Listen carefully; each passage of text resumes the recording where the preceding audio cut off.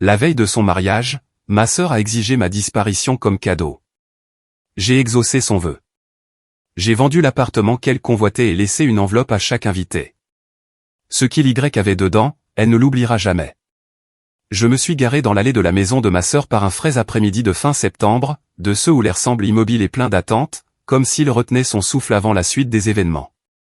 J'étais venu directement du travail, depuis le centre de Lyon, portant encore mon blazer, ma sacoche d'ordinateur toujours sur la banquette arrière, en me répétant que cette visite serait simple. Un jour avant le mariage d'Evelyne. Une petite visite rapide. Un dernier moment entre sœurs avant que toute sa vie ne bascule. C'était étrange de voir à quel point j'étais encore pleine d'espoir. Même après toutes ces années où nous nous étions éloignés. Je suis entré sans frapper, parce que c'était ainsi que nous fonctionnions avant, quand nous n'étions que deux filles se raccrochant l'une à l'autre après avoir perdu nos parents dans un accident d'hiver qui avait tout brisé. À l'époque, Evelyne était tout ce qu'il me restait. Je me disais que j'étais aussi tout ce qui lui restait. Son salon était rempli de housses à vêtements, de fleurs fraîches et d'une légère odeur de lac. Evelyne se tenait devant un long miroir dans la chambre d'amis, encore en jean mais portant le bustier de sa robe de mariée, les cheveux relevés en un chignon flou. Elle était radieuse, avec cette aisance naturelle qu'elle avait toujours eue, celle qui poussait les gens à se ranger instinctivement derrière elle. Pourtant, quand elle m'a vu dans l'embrasure de la porte, ses épaules se sont légèrement crispées. Je me suis approché, proposant de l'aider à lisser le tissu qui plissait près de sa hanche. Il avait été naturel pour moi de me glisser dans le rôle de l'assistante, de celle qui arrange tout, la petite sœur qui rendait les choses plus faciles. J'avais passé ma vie à le faire pour elle, bien après que la plupart des gens n'aient plus besoin de l'aide de personne. Elle m'a laissé tirer doucement sur la jupe pour ajuster l'ourlet. Je me suis agenouillé pour redresser les épaisseurs de tissu, et ce faisant, elle a baissé les yeux vers moi avec un sourire si calme et si froid qu'il m'a glacé la nuque. Elle a dit, d'un ton enjoué, presque badin, qui ne correspondait pas à son regard, que le plus beau cadeau pour son mariage serait que je disparaisse de notre famille. Un instant, j'ai cru avoir mal entendu. Mes mains se sont figées sur le tissu. La pièce semblait plus petite, l'air soudainement raréfié. Derrière elle, Gabin est apparu. Il avait 35 ans, un bel homme au style sportif parfaitement soigné, portant une chemise cintrée et le même sourire de service client qu'il offrait à tout le monde. Même maintenant, ce sourire semblait calculé, comme quelque chose qu'il gardait en poche et accrochait dès qu'il avait besoin de charmer quelqu'un. Il a posé une main sur l'épaule d'Evelyne avec une familiarité possessive. Il a dit que je ne devais pas le prendre personnellement, que les grands événements de la vie faisaient ressortir les tensions et les attentes, et que je comprenais souvent les choses de travers. Il a dit cela comme si j'étais une enfant qui devait se calmer avant de se mettre dans l'embarras. Je me suis relevé lentement. Mon cœur battait la chamade, mais sans cette douleur d'autrefois. Quelque chose d'autre bougeait en moi, quelque chose de silencieux et de tranchant. J'ai dit à Evelyne que je ne comprenais pas. Elle a ri doucement, comme si la question elle-même l'agaçait, puis a dit que j'avais une façon de troubler son énergie, que j'apportais toujours des complications aux événements qui étaient censés être joyeux. Elle a dit que c'était son moment à elle maintenant, son tour de construire une vie qui lui appartenait en propre, pas une vie liée à un vieux deuil ou à des obligations. Ce mot, obligation, a frappé plus fort que sa pique précédente. Parce que je me suis souvenu d'une autre fois où elle avait dit ne pas vouloir d'obligation. Je me suis souvenu d'être debout dans un petit appartement à Villefranche-sur-Saône, l'appartement qui avait appartenu à notre mère, celui que j'avais passé 2 ans à rénover après mes études avec l'argent que j'avais économisé de chaque mission en freelance que j'avais pu trouver. Evelyne avait pleuré quand je le lui avais offert en cadeau, me disant qu'elle voulait son propre espace tout en restant proche de la famille. J'avais 29 ans alors, surmené mais fier, pensant que prendre un nouveau départ ensemble était la bonne chose à faire. Je me suis remémoré ce souvenir en la regardant maintenant. Elle avait tellement voulu cet appartement. Elle avait promis d'en prendre soin, de le considérer comme un tremplin vers un avenir meilleur pour nous deux. Puis Gabin est arrivé, et tout a commencé à changer. Je lui ai demandé doucement si elle voulait vraiment que je parte. Si elle croyait vraiment que je faisais obstacle à son bonheur. Gabin a parlé avant qu'elle ne puisse répondre. Il s'est avancé juste assez pour bloquer une partie de son reflet dans le miroir. Il a dit qu'Evelyne méritait la paix pour son grand jour, et que parfois les membres de la famille causaient des problèmes sans le vouloir. Il a dit que j'avais tendance à semer la zizanie. Il a même mentionné une fois, des années auparavant, où j'avais suggéré à Evelyne d'accepter un travail qu'elle détestait, et il a présenté cela comme la preuve que je compliquais toujours sa vie. Evelyne hochait la tête à chaque mot qu'il prononçait. J'ai alors réalisé que la sœur que j'aimais n'était plus en face de moi. Ou peut-être qu'elle l'était, mais enfouie sous des couches d'insécurité et d'influence que je n'avais jamais vu s'installer. J'ai murmuré que si elle voulait vraiment que je sorte de sa vie, elle devrait le dire elle-même au lieu de laisser Gabin traduire ses sentiments. Elle m'a finalement regardé avec impatience et a dit que si je l'aimais vraiment, je lui offrirais le seul cadeau qu'elle demandait et que je m'éclipserais discrètement. Quelque chose en moi s'est durci. Je suis sorti de la pièce sans claquer la porte, sans pleurer, sans supplier. C'était la première fois de ma vie que je choisissais le silence au lieu des excuses. En descendant le couloir, j'ai entendu la voix basse de Gabin lui dire qu'il savait que cela arriverait, que je ramenais toujours tout à moi. Evelyne a murmuré quelque chose que je n'ai pas pu entendre. Je suis sorti dans la fraîcheur du soir. Le soleil se couchait derrière les maisons, dorant la rue. Je suis resté un long moment près de ma voiture, laissant le froid s'installer sur ma peau. J'ai pensé au nombre de fois où je lui avais pardonné des mots irréfléchis, de me prendre pour acquise, de me mettre de côté chaque fois que quelqu'un de nouveau entrait dans sa vie. Pas cette fois. Si elle voulait que je parte, je lui donnerais exactement ce qu'elle demandait. Alors que je m'éloignais de sa maison, le soleil glissant derrière les toits, j'ai ressenti cette même douleur creuse que je ressentais les nuits où je prétendais que tout allait bien juste pour empêcher notre petite famille de voler en éclats. Et c'est peut-être pour ça que je me souviens si clairement de chaque seconde de ce trajet de retour. Que faisiez-vous la dernière fois que quelqu'un vous a fait sentir petit, indésirable ou invisible dans votre propre famille? Quand ce moment m'est arrivé, je serrais le volant sur l'autoroute A6, essayant de calmer ma respiration et de comprendre comment une sœur pouvait me poignarder avec une seule phrase. Si vous écoutez ceci en ce moment, j'aimerais vraiment savoir où vous êtes et ce que vous faites, car des histoires comme les nôtres semblent toujours trouver les gens au moment exact où ils en ont besoin. De retour chez moi, j'ai enlevé mes talons et me suis assise à ma table de salle à manger, toujours dans mes vêtements de travail. Mon ordinateur portable était déjà ouvert depuis le matin. Une nouvelle notification de mail clignotait à l'écran. C'était de mon notaire, confirmant le résumé annuel des titres de propriété de l'appartement que j'avais autrefois donné à Evelyne. Je l'ai fixé pendant une bonne minute avant de l'ouvrir. Le document m'indiquait comme l'unique propriétaire. Pas en indivision. Pas transféré. Pas en attente.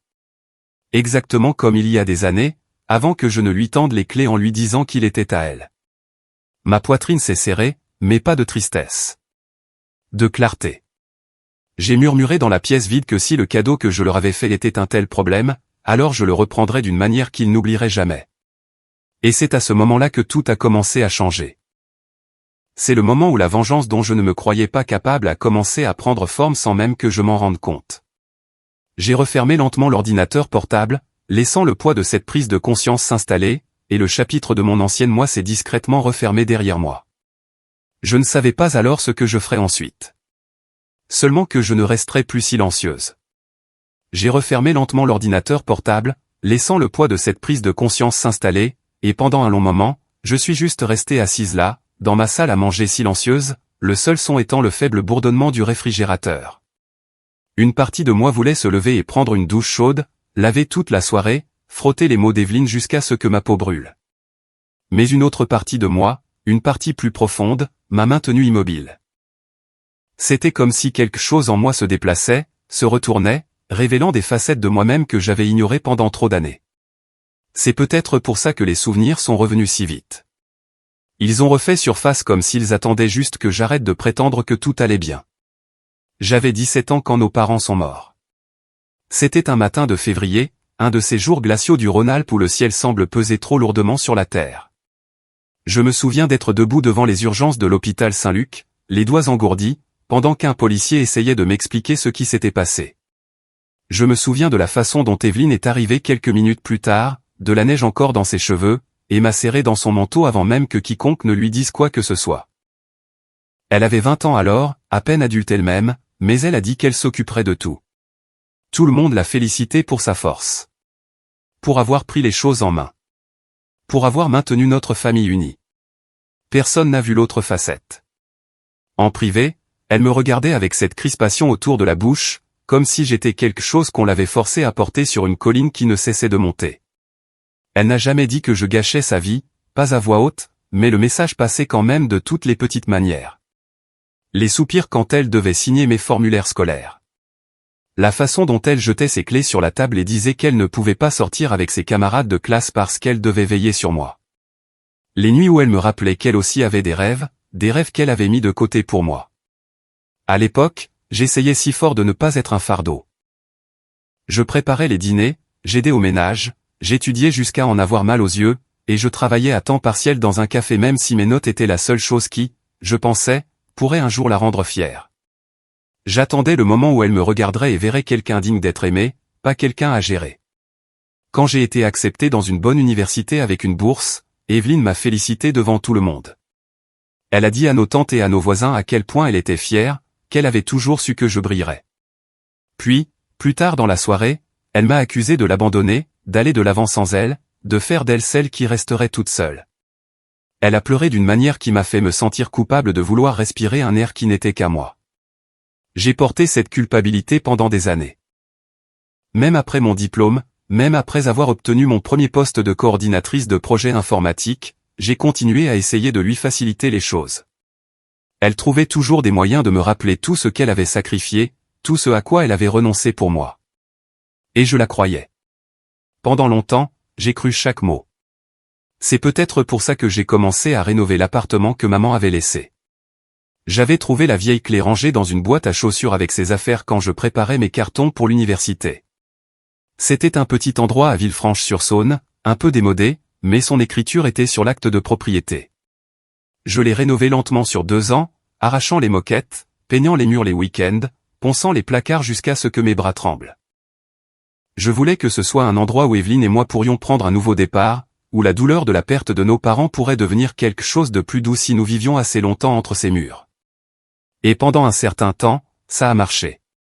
Quand je l'ai amenée là-bas après avoir fini la cuisine, elle est restée bouche bée sur le seuil. Elle m'a serré fort dans ses bras et m'a dit que personne ne l'avait jamais aimée comme je l'aimais. Je me suis accroché à cette phrase comme si c'était la dernière chose chaleureuse au monde. Quand Gabin est arrivé 1 an plus tard, tout a de nouveau basculé. Je l'ai à peine remarqué au début. Il semblait charmant, attentionné, le genre d'homme qui aimait être perçu comme un sauveur. Evelyne est tombée amoureuse de lui rapidement, et j'étais heureuse pour elle. Vraiment. Elle méritait le bonheur après tout ce qu'elle avait enduré. Mais quelque part en chemin, elle a commencé à parler d'indépendance, de vouloir un foyer qui soit uniquement le sien. Elle a dit que l'appartement la liait à de vieux souvenirs, qu'elle avait besoin d'espace pour grandir avec Gabin. Je lui ai dit qu'elle devait le prendre, en faire ce dont elle avait besoin, y construire une nouvelle vie. À l'époque, cela semblait être la bonne chose à faire. J'étais fier de le lui donner. Fier de l'aider à trouver une stabilité. Fier de croire que notre lien était plus fort que tout ressentiment qu'elle avait pu nourrir. Il m'a fallu longtemps pour réaliser qu'elle ne m'avait jamais fait de place dans sa nouvelle vie avec lui. J'étais quelqu'un qu'elle remerciait poliment devant les autres, mais qu'elle gardait à distance quand cela comptait. Elle annulait nos projets parce que Gabin n'aimait pas certains restaurants. Elle me demandait de ne pas parler de mes promotions au travail parce que Gabin se sentait peu sûr de son parcours professionnel. Elle me disait que j'avais de la chance de ne pas avoir de vraies responsabilités, alors que je dirigeais des équipes, gérais des projets et faisais des heures supplémentaires lors des lancements de systèmes. Evelyne a toujours fait en sorte que mes réussites ressemblent à quelque chose que je devais cacher. Je me suis penché en arrière sur ma chaise et me suis frotté les yeux, essayant de calmer la douleur derrière eux. C'est peut-être pour ça que ce soir a fait moins mal qu'il n'aurait dû. Ce n'était pas un coup de poignard inattendu. C'était une lame enfoncée lentement au fil des ans, si profondément que lorsqu'elle a finalement tranché, tout ce que j'ai ressenti, c'était une étrange clarté. Pourtant, quelque chose dans la journée d'aujourd'hui m'avait dérangé plus que ces mots. Quelque chose de plus petit, de plus subtil. J'ai ouvert mon téléphone et j'ai fait défiler les anciens messages. Il y a des mois, Evelyne m'envoyait des photos d'idées de mariage, de lieux, de palettes de couleurs. Elle m'avait demandé si elle devait choisir des roses poudrées ou ivoire. Puis les messages ont changé. Elle a commencé à me demander si elle pouvait emprunter de l'argent pour les acomptes, promettant toujours de le rendre une fois les paiements finaux effectués. Elle disait que l'organisation d'un mariage était écrasante, qu'elle et Gabin jonglaient avec les comptes, que c'était temporaire. Mais je me suis souvenu de ce qui s'était passé plus tôt cette semaine quand j'ai mentionné le coût croissant des mariages. Elle avait pâli, mis fin à la conversation, dit que tout était géré et qu'elle ne voulait pas parler de chiffres. Elle avait toujours été un peu dramatique au sujet des finances, mais cela semblait différent. Cela ressemblait à quelqu'un qui cachait quelque chose. J'ai fixé le plafond. Peut-être que l'appartement en faisait partie. Peut-être qu'elle l'utilisait d'une manière dont elle ne m'avait jamais parlé. Peut-être que Gabin avait quelque chose à voir avec la façon nerveuse dont elle le regardait devant moi, comme si elle attendait son approbation pour chaque mot. J'ai secoué la tête. J'avais besoin d'un esprit clair, pas de spirale de pensée. J'avais besoin de sommeil, bien que je sache que c'était impossible ce soir. Dehors, la rue était silencieuse, de ce silence qui s'installe dans un quartier résidentiel après 22 heures, où les lumières des porches brillent et la vie de tous les autres semble paisible de l'extérieur. Ma vie ne m'avait jamais semblé paisible, mais ce soir, j'avais l'impression qu'elle se préparait à un impact. Je me suis approché de la fenêtre et j'ai regardé le jardin. Mon reflet dans la vitre semblait plus vieux que 33 ans. Pas fatiguée, exactement, mais consciente. Enfin consciente. Quelque chose n'allait pas avec Evelyne. Quelque chose n'allait pas dans sa réaction à la mention de l'argent. Quelque chose n'allait pas dans la façon dont elle s'appuyait sur Gabin comme s'il était celui qui pensait pour eux deux. Et s'il y avait une chose que je savais après avoir survécu aux années chaotiques suivant la perte de nos parents, c'est que les ennuis n'arrivent jamais discrètement. Ils commencent toujours par des ombres sous une porte, des chuchotements dans un couloir, le bruit de quelque chose qui se fissure bien avant de se briser. Je me suis éloigné de la fenêtre et me suis rassise à la table, ouvrant à nouveau l'email. L'appartement était toujours légalement à moi. Si Evelyne l'avait utilisé pour quelque chose qu'elle n'aurait pas dû, demain le révélerait. J'ai effleuré mon téléphone, pensant lui envoyer un message, exiger des réponses, forcer une conversation. Mais je l'avais fait trop de fois par le passé, pour qu'on me dise que je réfléchissais trop, que je surréagissais, que j'exagérais. Pas cette fois. Cette fois, je voulais la vérité, pas des assurances. Et la vérité a une façon de se montrer quand on arrête de la poursuivre. J'ai refermé l'ordinateur portable, cette fois avec détermination. La nuit semblait lourde, et pourtant il y avait une étrange stabilité dans ma poitrine. Je sentais la vieille culpabilité s'effacer, couche par couche, laissant place à quelque chose de plus fort. Demain, me suis-je dit, je découvrirai ce qu'Evelyne cachait. Je ne savais pas jusqu'où la vérité me mènerait. Seulement que les signes avant-coureurs silencieux étaient enfin trop bruyants pour être ignorés. Je suis allé me coucher cette nuit-là, l'esprit tournant en cercles agités, et quand le matin est venu, je savais que je n'obtiendrais aucune clarté en restant seul chez moi à fixer des questions sans réponse. Le dîner de répétition du mariage d'Evelyne était prévu pour le soir même dans un restaurant au bord du lac à Annecy, et même si l'idée de la revoir me tordait l'estomac, je savais que je devais être là. Si quelque chose n'allait pas, si quelque chose de plus grand se passait en coulisses, j'en apercevrais un signe au milieu des sourires et des toasts au champagne. Les secrets trouvent toujours un moyen de s'échapper lors des rassemblements, surtout ceux enveloppés de célébrations. Toute la journée au travail, je n'ai cessé d'être distraite. Je devais finir de préparer un plan de projet pour une mise à jour système que notre équipe déployait la semaine suivante, mais mes pensées dérivaient constamment vers Evelyne et Gabin. Chaque fois que j'essayais de me concentrer, une image du visage d'Evelyne la veille me revenait en tête, pâle et tendue, les coins de sa bouche tirés comme si elle retenait son souffle. Vers 2 heures de l'après-midi, je me suis éloigné de mon bureau pour remplir ma bouteille d'eau. En passant devant l'ascenseur, j'ai entendu 2 de mes collègues discuter de relations et de finances. L'une d'elles a ri et a dit que son mari gérait tous leurs comptes et qu'elle ne voyait jamais les factures. C'était censé être une blague légère, mais ça m'a frappé de la mauvaise manière. J'ai pensé à Gabin à la boutique de robes de mariée le mois dernier, à la façon dont il planait autour d'Evelyne quand elle essayait de payer ses retouches. Il avait repoussé sa main de son sac à main et avait dit à la vendeuse qu'il s'en occuperait. Evelyne avait ri alors, mais sans joie. Plus je rejouais les souvenirs récents, plus je devenais mal à l'aise. Gabin attrapait toujours son téléphone à la seconde où il vibrait, même en plein milieu d'une phrase. Il ne le laissait jamais face contre table comme la plupart des gens. Il le gardait dans sa main, l'écran tournait loin de tout le monde, surtout d'Evelyne. Elle m'avait dit un jour qu'il avait ajouté un code d'accès compliqué parce qu'il voyageait pour le travail et avait besoin d'une sécurité supplémentaire. À l'époque, cela semblait assez normal, mais maintenant, cela paraissait suspect. Et il y avait eu cet après-midi, il y a 3 mois, quand une femme que je n'avais jamais vue auparavant s'était présentée à la réception de mon bureau en me demandant Elle avait dit qu'elle avait une question à poser sur un certain Gabin Moreau. Je me souviens d'avoir cligné des yeux de surprise car elle avait l'air anxieuse, presque affolée, mais avant même que je puisse obtenir son nom, elle a reçu un appel téléphonique et est partie précipitamment. À l'époque, j'avais supposé qu'elle s'était trompée de personne ou que c'était un malentendu bizarre. Cela ne ressemblait plus à un malentendu maintenant. J'essayais habituellement de ne pas me mêler de la vie amoureuse d'Evelyne, mais alors que je rassemblais mes affaires pour quitter le travail plus tôt et me rendre au dîner de répétition, j'ai ressenti une urgence que je ne pouvais ignorer. Quelque chose n'allait pas. Et si Evelyne ne voulait pas me le dire, alors je devrais chercher les filles sur moi-même. Le lieu était situé au bord de l'eau, avec de grandes fenêtres donnant sur le lac.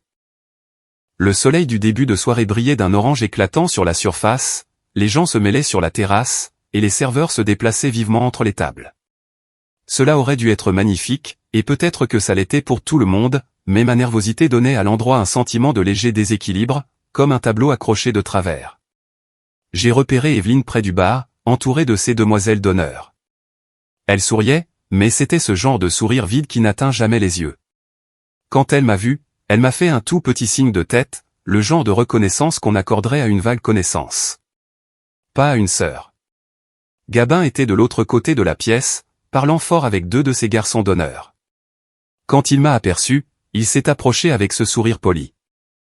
Il m'a demandé si j'étais prête à assumer mon rôle demain, son ton dégoulinant de la même condescendance qu'il avait utilisé la veille. Je lui ai dit que je savais exactement quel était mon rôle. Il a ricané comme si j'étais dramatique et a dit que j'avais l'habitude de compliquer les choses simples plus qu'il ne le fallait. J'avais envie de lui demander pourquoi il attrapait si vite son téléphone dès qu'il vibrait. J'avais envie de lui demander où il était la nuit où Evelyne m'avait appelé en pleurant il y a 2 semaines, disant qu'elle se sentait seule dans sa propre relation. J'avais envie de lui demander qui était la femme à mon bureau et pourquoi elle connaissait son nom complet. Mais j'ai gardé la bouche fermée car Evelyne s'approchait de nous. Elle a touché légèrement le coude de Gabin et a posé une question sur le plan de table. Il s'est tourné vers elle, son attitude s'adoucissant instantanément, et j'ai eu l'impression de regarder quelqu'un enfiler un costume qu'il ne portait que pour certaines personnes. Le dîner s'est déroulé dans un tourbillon de toasts et de rires, mais sous tout cela, un courant sous-jacent attirait mon attention. Evelyne évitait d'être près de moi. Chaque fois que je m'approchais, elle s'excusait pour parler à quelqu'un d'autre ou vérifier quelque chose avec l'organisatrice. Elle gardait une main légèrement posée sur le bas de son ventre comme si elle se préparait à un choc. À mi-chemin de la soirée, alors que les invités se dirigeaient vers la table des desserts, je suis sorti dans le couloir pour reprendre mon souffle. Le bruit à l'intérieur était écrasant. Je me suis appuyé contre le mur et j'ai pressé mes doigts contre mes tempes, essayant de combattre la douleur lancinante qui montait derrière mes yeux. C'est alors que j'ai entendu 2 demoiselles d'honneur chuchoter à quelques mètres de là. Elles n'essayaient pas d'être discrètes. Elles étaient trop prises dans leur propre conversation pour remarquer ma présence près du coin. L'une d'elles a dit que si Evelyne découvrait un jour ce que Gabin avait fait à Catherine en Normandie, elle annulerait le mariage sur le champ. L'autre a chuchoté qu'elle avait vu les messages il y a des mois quand Gabin avait laissé son téléphone sur une table par accident, que Catherine l'avait supplié de rendre l'argent qu'il avait promis d'investir pour elle. Elle s'est demandé à voix haute s'il faisait la même chose ici, si cela expliquait peut-être pourquoi Evelyne avait toujours l'air si stressée. Ma respiration s'est bloquée dans ma gorge. J'ai attendu qu'elle continue, mais un serveur est passé et elles ont rapidement changé de sujet. Quand elles sont retournées dans la salle à manger principale, je suis resté figé là où j'étais. Catherine. Normandie. Argent. Les demandes soudaines d'Evelyne pour que je lui prête de l'argent. La femme à mon bureau. Le contrôle serré de Gabin sur leur compte commun. Les pièces ne s'emboîtaient pas encore, mais je sentais le contour de quelque chose de lait se former en arrière-plan. Je me suis détaché du mur et je suis sorti, ayant besoin d'air. La brise nocturne venant du lac était fraîche et portait la faible odeur de pin des bois environnants. Les sons des rires de l'intérieur flottaient derrière moi, mais rien de tout cela ne semblait plus réel. Je me suis dirigé vers le ponton, m'arrêtant à la balustrade où de petites lumières brillaient le long du chemin. Mes mains tremblaient légèrement alors que je les posais sur le bois. Je me suis senti stupide de ne pas l'avoir vu plus tôt. D'avoir fait confiance à Gabin juste parce qu'Evelyne l'aimait. D'avoir cru qu'elle avait enfin trouvé quelqu'un qui prendrait soin d'elle. C'était peut-être ça le problème. Peut-être qu'aucun d'eux n'avait jamais appris ce que signifiait vraiment prendre soin de quelqu'un. Pas après le chaos dans lequel nous avions grandi. Je suis resté là jusqu'à ce que l'organisatrice annonce qu'il terminait. Les gens ont commencé à sortir vers le parking. Evelyne m'a fait une brève étreinte, à peine plus qu'un effleurement de son épaule contre la mienne. Gabin a hoché la tête avec raideur. Je n'ai pas dit un mot. Pendant le trajet du retour, les phares des voitures qui passaient striaient mon pare-brise, et j'ai senti l'attraction familière de vieilles habitudes me disant de ne pas fouiner, de ne pas supposer le pire, de ne pas créer de problème là où il n'y en avait peut-être pas. Mais cette petite voix en moi, celle qui était restée stable depuis la veille, me disait le contraire. J'avais besoin de réponses. Et pas d'Evelyne. Elle n'admettrait jamais si quelque chose n'allait pas si elle pensait que cela prouverait qu'elle avait fait une erreur. Je me suis garé dans mon allée, j'ai coupé le moteur et je suis resté là, agrippé au volant. La lumière de mon Porsche a clignoté une fois avant de s'installer dans une lueur stable. J'ai pris une profonde inspiration et j'ai attrapé mon téléphone. Il y avait une personne que je pouvais appeler qui ne mâchait pas ses mots, qui ne se souciait jamais de ménager les sentiments quand la vérité comptait. J'avais travaillé avec lui lors d'une enquête interne compliquée dans mon entreprise il y a 2 ans, et il avait la réputation de découvrir des choses que les gens voulaient désespérément garder cachées. Son nom était Étienne Valois. Et ce soir, pour la première fois de ma vie, j'étais prête à découvrir toute la vérité, peu importe jusqu'où elle me mènerait. À la minute où je l'ai dit à voix haute dans ma voiture garée, j'ai senti quelque chose se calmer dans ma poitrine. C'était comme de décider enfin d'entrer dans la tempête au lieu de rester sur le porche en espérant que les nuages changent d'avis. Je suis rentré, j'ai verrouillé la porte et je me suis assise à la table de la cuisine avec mon téléphone à la main pendant une longue minute. Une partie de moi avait peur qu'il ne se souvienne pas de moi. L'autre partie avait peur qu'il s'en souvienne, et qu'il confirme toutes les sombres suspicions qui s'étaient glissées dans mes pensées. Finalement, j'ai composé son numéro. Il a décroché à la 3e sonnerie, sa voix calme et exactement comme je m'en souvenais de l'enquête qu'il avait menée pour mon entreprise 2 ans plus tôt.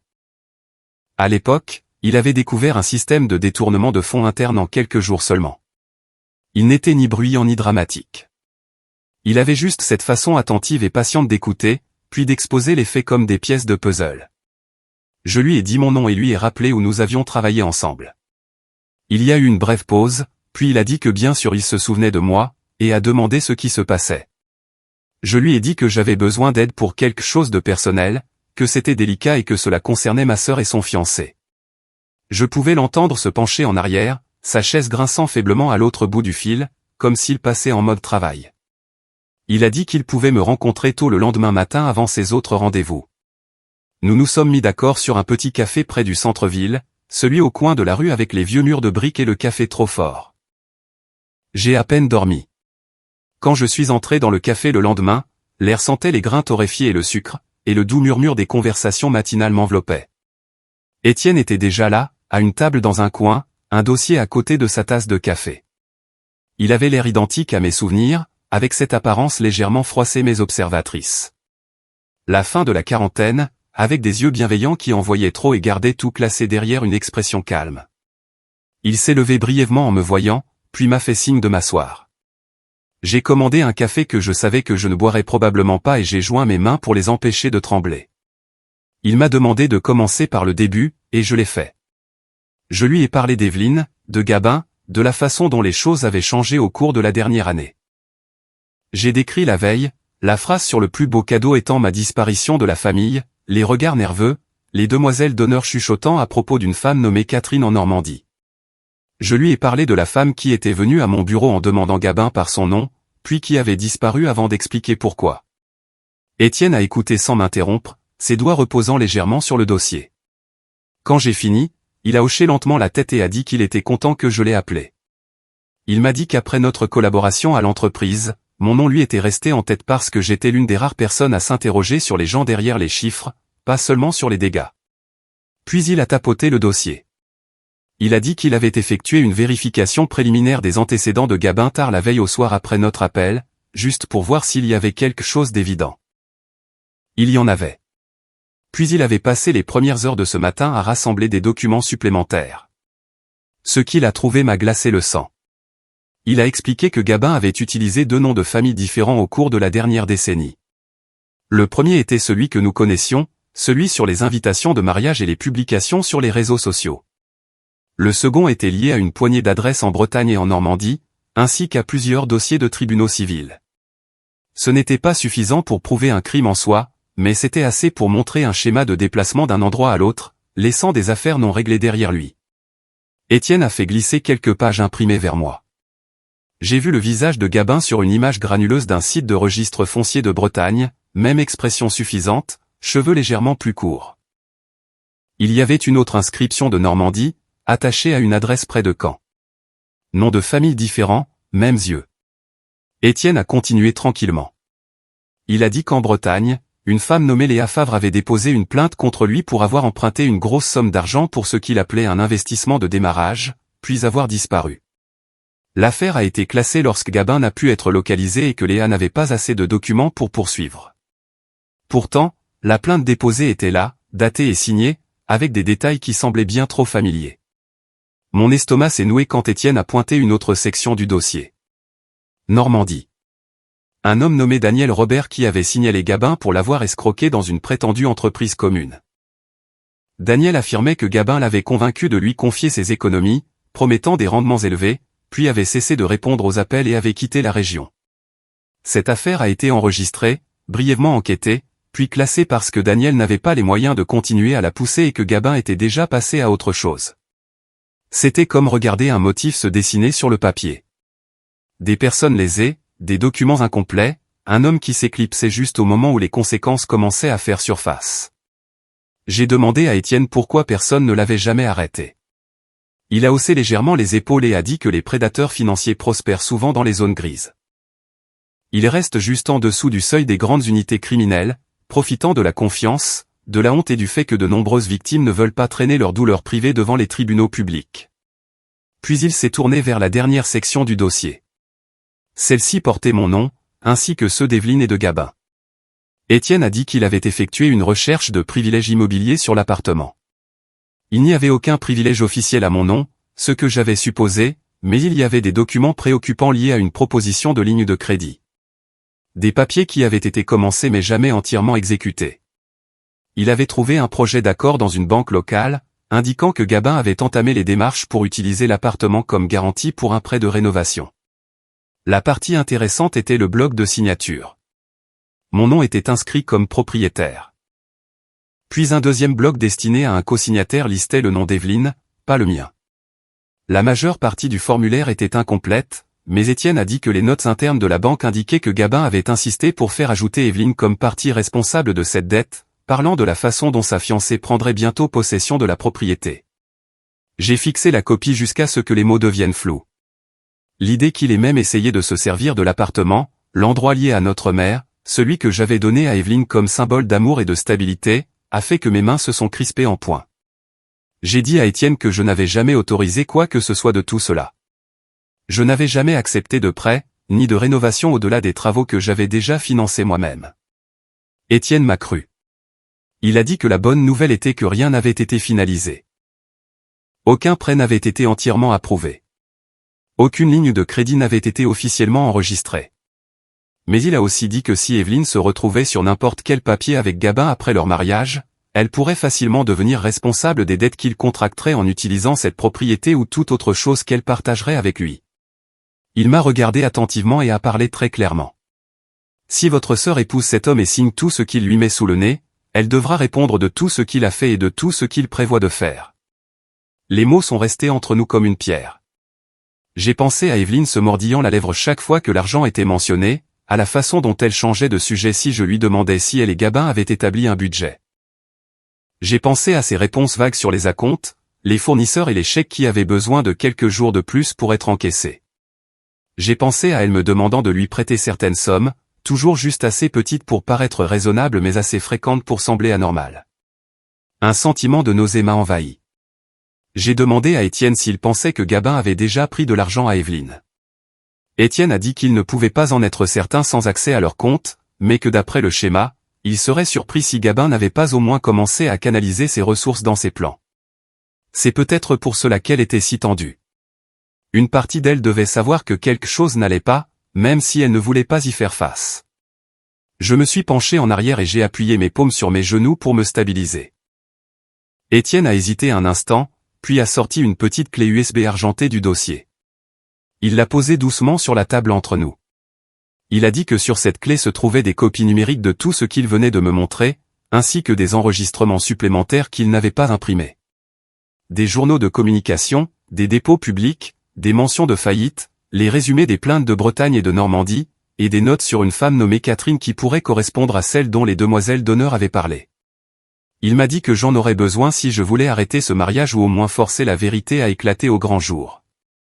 Il a dit que ce n'était pas à lui de me dire quoi en faire, seulement qu'il avait vu trop de familles détruites parce que personne n'avait eu le courage de surmonter le déni et de dire que quelque chose n'allait pas. J'ai ramassé la clé USB avec des doigts prudents. Elle semblait trop légère pour ce qu'elle contenait. Comme si tous les dégâts et la trahison qu'elle représentait devaient peser plus lourd, devaient s'enfoncer plus fort dans ma peau. Pendant une seconde, je me suis imaginé marchant directement de ce café à la maison d'Evelyne, claquant la clé USB devant elle et exigeant qu'elle regarde chaque fichier. J'ai imaginé son visage se durcir, l'ai imaginé dire que je choisissais toujours la pire interprétation des choses, que je ne faisais jamais confiance à son jugement.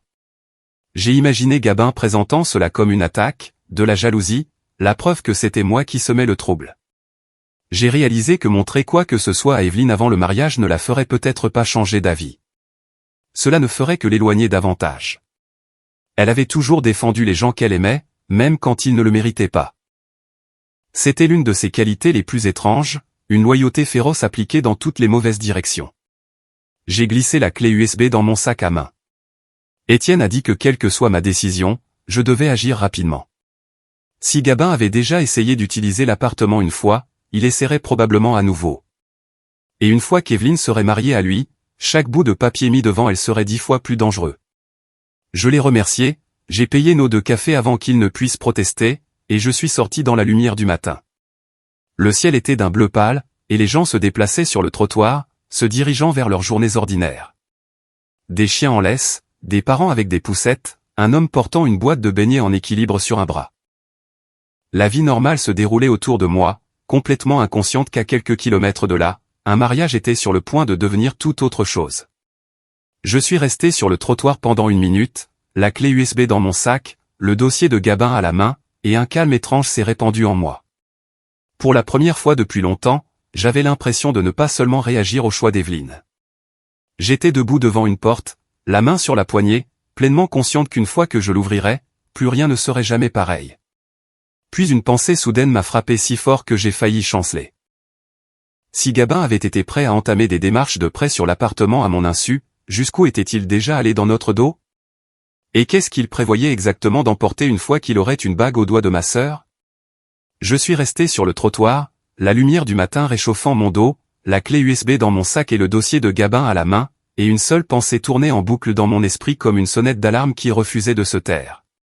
S'il avait déjà essayé de se servir de l'appartement dans notre dos, qu'avait-il fait d'autre? Qu'est-ce qu'il prévoyait de prendre d'autre une fois marié à ma sœur? La question m'a suivi jusqu'à ma voiture. Au moment où je me suis glissé dans le siège du conducteur, le poids de cette question pesait si lourdement sur mes côtes que je me sentais presque vide. Je n'ai pas démarré le moteur tout de suite. J'ai posé le dossier sur le siège passager et je l'ai fixé, sentant le monde basculer légèrement alors que la vérité s'enfonçait plus profondément dans mes os. Pendant des années, j'avais cru qu'Evelyne avait besoin de protection contre des choses extérieures. Le stress, le chagrin, l'incertitude. Je n'avais jamais imaginé qu'elle pourrait avoir besoin de protection contre l'homme même qu'elle avait choisi pour construire sa vie. Le trafic bourdonnait au loin et quelques moineaux sautillaient sur le trottoir près d'un arbre voisin. Les sons ordinaires de la journée contrastaient étrangement avec la tempête qui grondait en moi. Je me suis forcé à respirer lentement jusqu'à ce que les battements dans ma poitrine se calment enfin. Puis j'ai démarré le moteur et j'ai conduit jusqu'à la maison avec une seule pensée, stable et claire, qui montait en moi. Assez. À la maison, j'ai laissé tomber mon sac à main sur le comptoir de la cuisine et j'ai placé le dossier sur la table, l'ouvrant une dernière fois. Même si j'avais déjà vu les documents, j'avais besoin de sentir leur réalité, de voir les lignes tapées et les signatures qui prouvaient tous les doutes que j'avais repoussés pendant des mois. 2 noms de familles différents. Des plaintes déposées en Bretagne. Des accusations en Normandie. Des projets de documents de prêt avec le nom de ma sœur imprimé en majuscule là où la signature d'un cosignataire devrait aller. J'ai touché l'espace au-dessus de son nom du bout des doigts et j'ai senti une pointe aiguë me traverser, quelque chose entre la colère et le chagrin. Evelyne avait passé toute sa vie à essayer de paraître forte. Elle avait choisi des hommes qui la faisaient se sentir admirée de l'extérieur mais petite en privé. Elle avait toujours confondu le contrôle avec l'attention. Et maintenant, elle était sur le point de se lier à quelqu'un qui allait drainer tout ce qu'elle avait, puis disparaître comme de la fumée. J'ai refermé doucement le dossier. Mes mains étaient stables. Je me suis préparé une tasse de thé et je me suis assise à la table de la salle à manger, regardant la vapeur monter en spirale douce. Pendant des années, j'avais considéré l'appartement comme le dernier morceau chaleureux de notre mère qu'Evelyne et moi partagions encore. Les parquets qu'elle avait toujours voulu refaire. Le petit balcon à la rambarde rouillée. L'endroit où j'imaginais que nous guéririons toutes les deux, chacune à sa manière. Mais au lieu de devenir un refuge, c'était devenu la seule chose sur laquelle Gabin pouvait planter ses griffes. Quelque chose s'est durci en moi. Quelque chose de définitif. J'ai pris mon ordinateur portable sur le comptoir et je l'ai ouvert. L'email de mon notaire de la veille était toujours en haut de ma boîte de réception. J'ai cliqué sur répondre et j'ai tapé un court message lui demandant de m'appeler immédiatement au sujet d'une vente rapide potentielle de l'appartement. J'ai seulement expliqué que les circonstances avaient changé et que je devais agir vite. Il a appelé dans les 15 minutes. Il avait toujours été efficace, mais même lui semblait surpris quand je lui ai dit que je voulais mettre l'appartement en vente immédiate. Il m'a demandé si j'étais certaine. Je lui ai dit que oui. Je n'ai pas expliqué les détails. Certaines choses étaient trop enchevêtrées et personnelles pour être démêlées pour quelqu'un d'autre. Après avoir raccroché, je suis allé dans le salon et j'ai regardé les stores de la fenêtre alors que la lumière changeait sur le mur. Une petite partie de moi murmurait que vendre l'appartement était radical. Peut-être que je devrais attendre. Peut-être qu'Evelyne finirait par voir Gabin pour ce qu'il était. Mais une autre voix, celle qui était restée silencieuse pendant trop d'années, a parlé plus clairement. Elle avait voulu que je disparaisse de sa vie. Elle l'avait dit à voix haute. Elle avait laissé Gabin parler pour elle. Elle l'avait choisi malgré tous les signaux d'alarme qui clignotaient autour d'eux. Si elle ne voulait pas du cadeau que je lui avais fait, alors j'avais tout à fait le droit de le reprendre avant qu'il ne le transforme en une arme contre elle ou contre moi. La décision a apporté un calme étrange avec elle, une quiétude que je n'avais pas ressentie depuis la mort de nos parents. Je suis allé dans le couloir jusqu'à ma chambre et j'ai ouvert le placard, sortant une boîte de vieilles affaires que je n'avais pas touchées depuis des années. À l'intérieur se trouvaient des photographies de la rénovation, un petit sac de quincaillerie de rechange et un porte-clés avec 2 clés argentées brillantes. J'ai fermé la main autour d'elle et j'ai senti une résolution tranquille s'installer dans ma poitrine. Plus tard dans l'après-midi, je suis allé à l'appartement pour la première fois en près de 2 mois. L'immeuble se tenait dans son état habituel et calme, avec quelques locataires assis sur leur balcon et quelqu'un promenant un chien près de l'entrée. L'air d'automne avait une morsure vive, et la brise bruissait dans les dernières fleurs d'été plantées près de l'allée. Quand j'ai monté les escaliers familiers et que j'ai déverrouillé la porte, l'odeur de peinture fraîche m'a accueilli. Evelyne avait dû faire de petites mises à jour ou peut-être se préparer à quelque chose dont elle ne m'avait jamais parlé. Mes pas résonnaient légèrement sur le parquet. L'endroit semblait propre, organisé, mais étrangement vide. Comme si Evelyne avait commencé à en retirer des morceaux d'elle-même, petit à petit.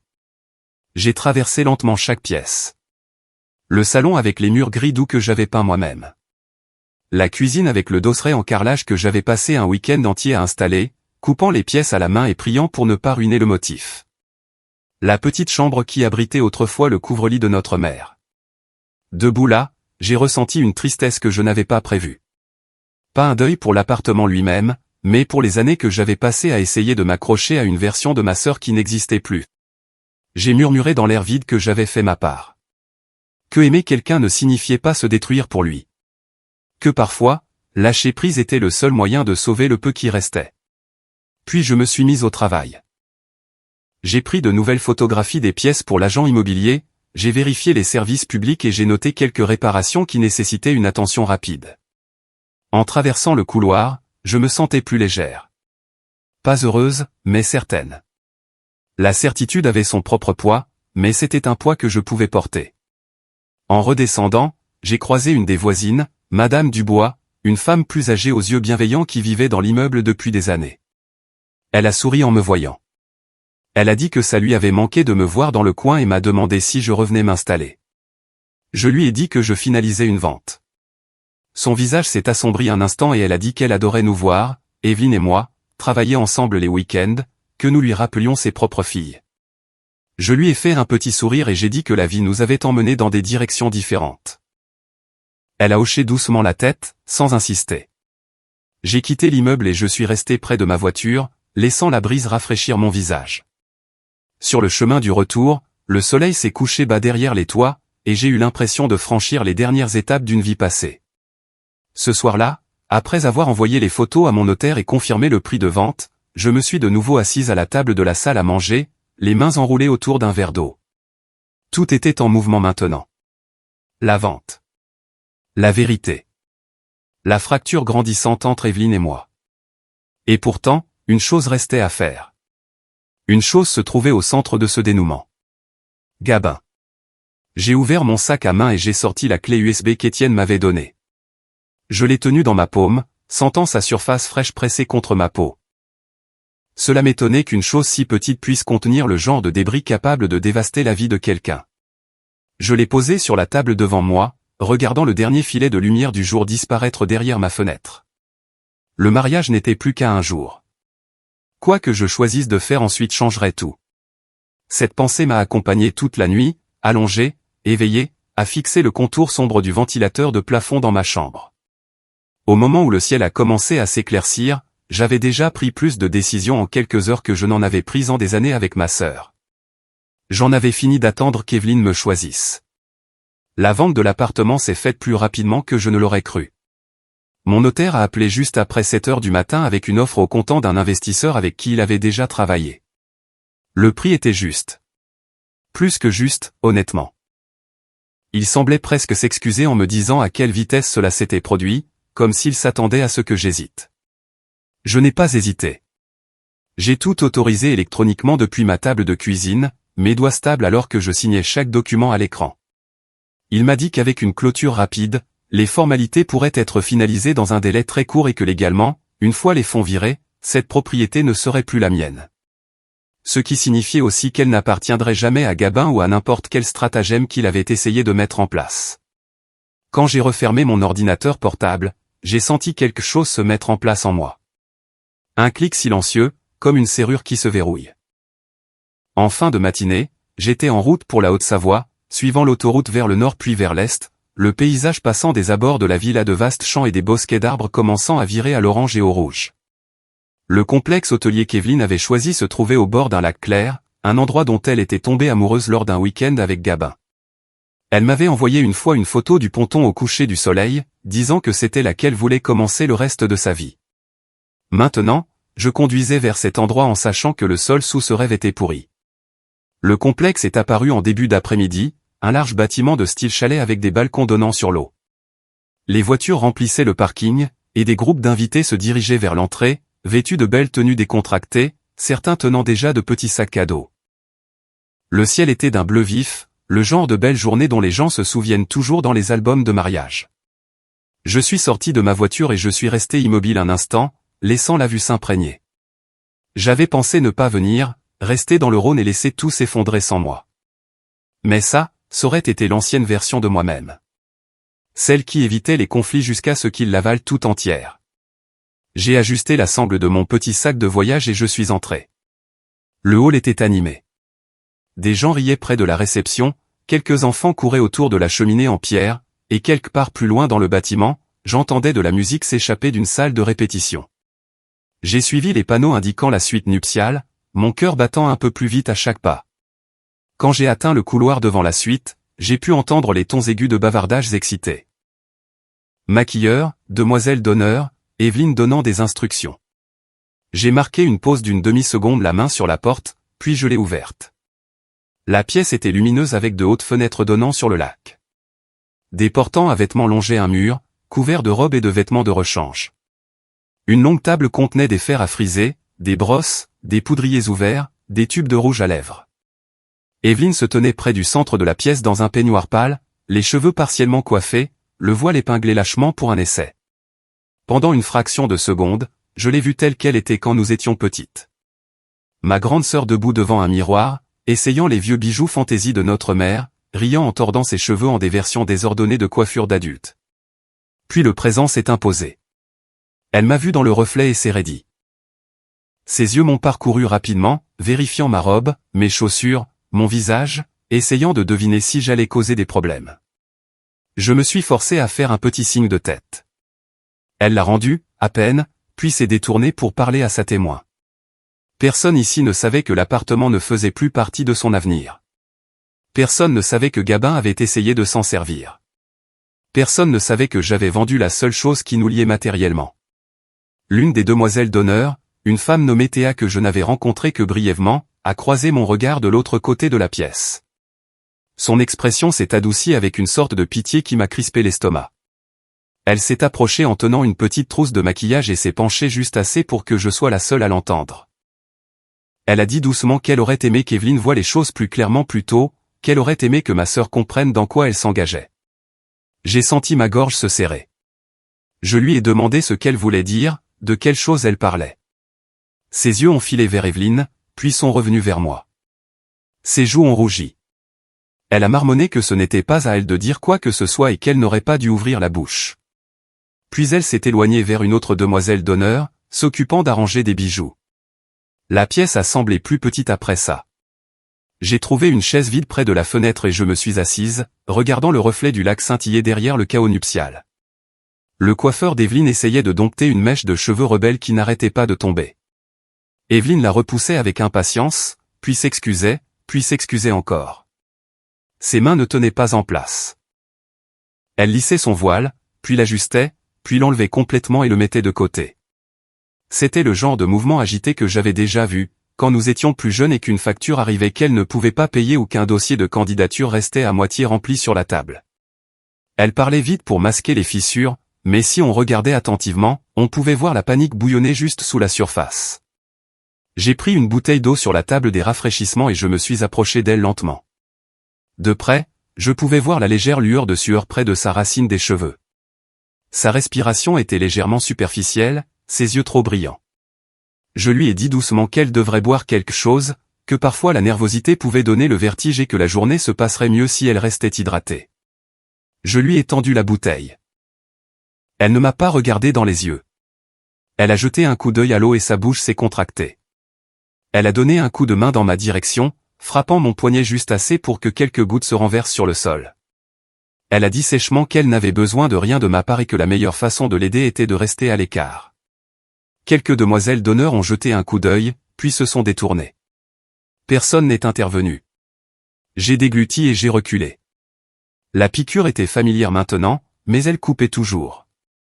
Je me suis penché pour ramasser une serviette en papier et j'ai essuyé les gouttes sur le sol, plus pour avoir quelque chose à faire de mes mains que parce que cela avait vraiment besoin d'être nettoyé.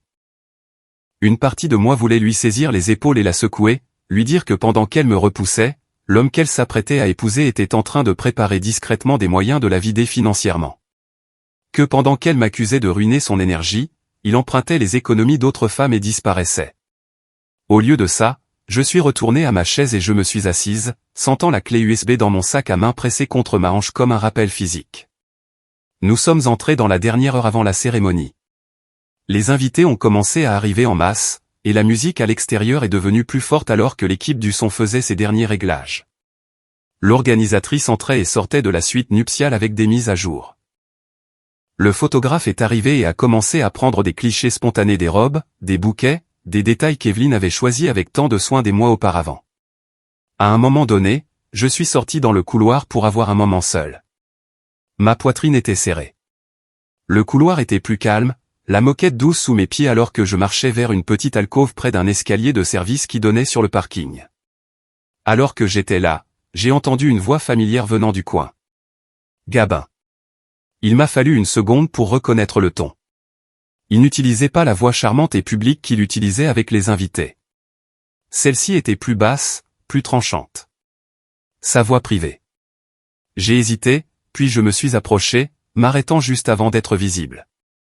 Je pouvais l'entendre parler au téléphone. Ses mots étaient bas mais assez clairs dans le silence du couloir. Il a dit que tout ce dont il avait besoin était de passer la cérémonie et qu'ensuite tout leur appartiendrait. Il a dit qu'une fois les papiers signés et les comptes fusionnés, ils pourraient enfin aller de l'avant avec leur plan. Il a gloussé doucement et a dit qu'Evelyne ne remettrait rien en question parce qu'elle était trop occupée à être une épouse pour prêter attention aux chiffres. Mon estomac s'est retourné. Il a terminé l'appel avec une brève promesse de reprendre contact après la réception, puis il est revenu vers le couloir principal.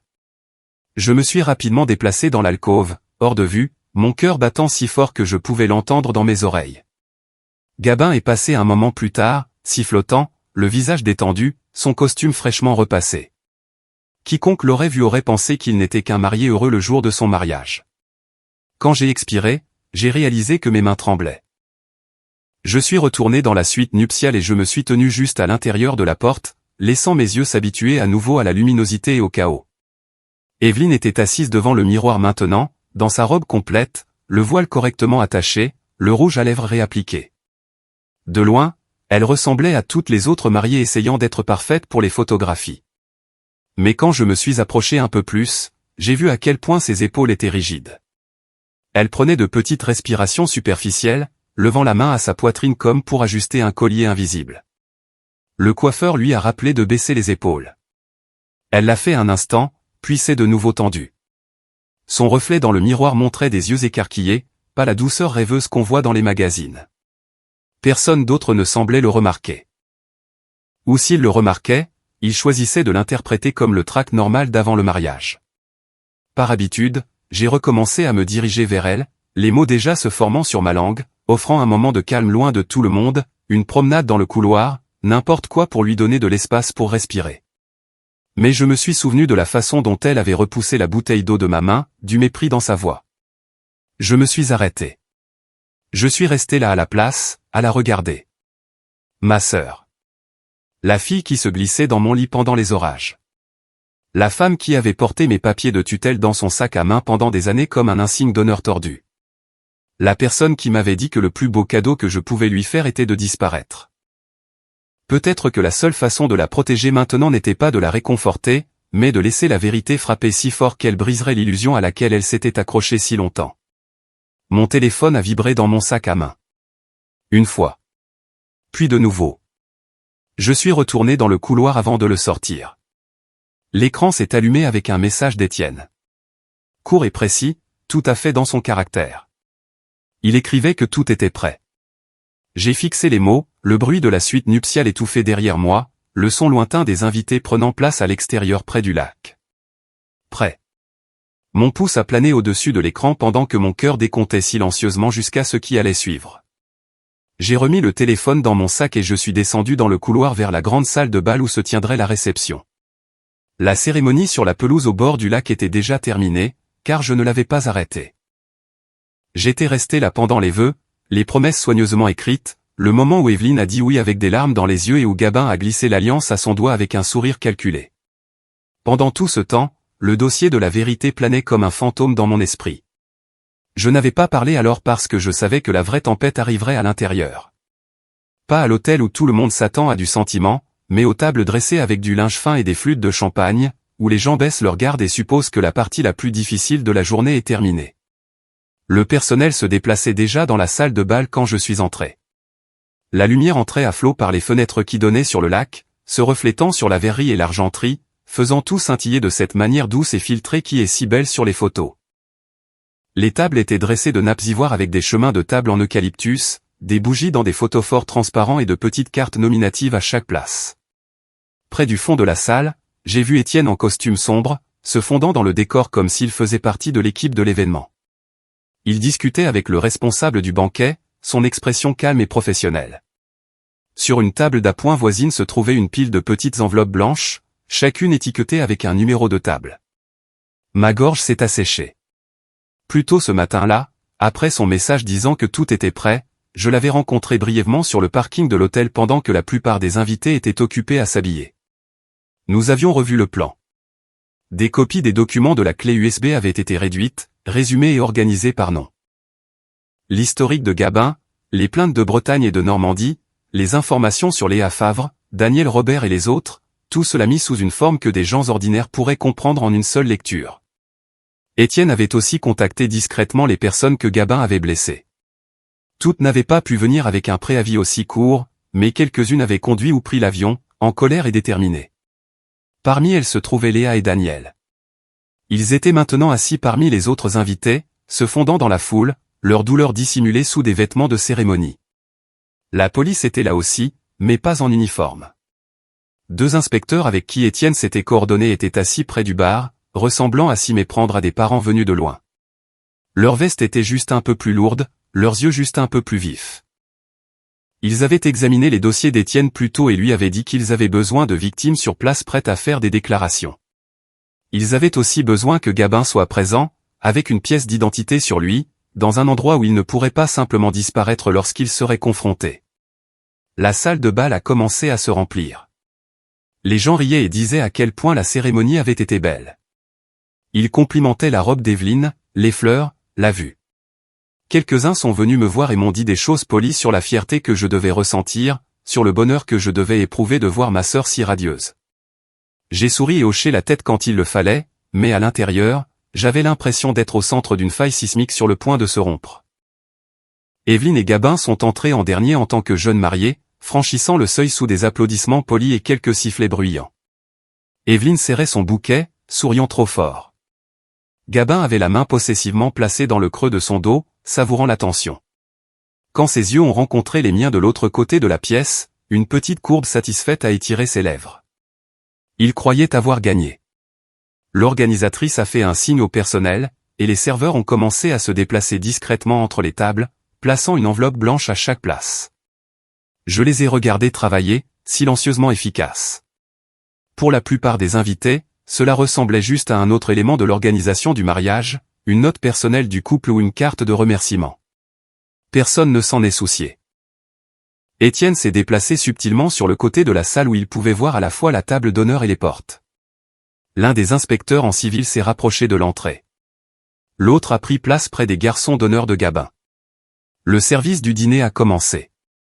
Les gens discutaient autour des salades et du pain, faisant teinter les fourchettes, se servant plus de vin. Evelyne m'a jeté un regard depuis la table d'honneur, puis a détourné les yeux. Gabin a levé son verre dans ma direction dans un geste qui aurait pu paraître amical à n'importe qui d'autre, mais que j'ai ressenti comme un défi. Les enveloppes sont restées intactes pendant quelques minutes de plus, petite bombe à retardement attendant une étincelle. Elle est venue plus tôt que prévu.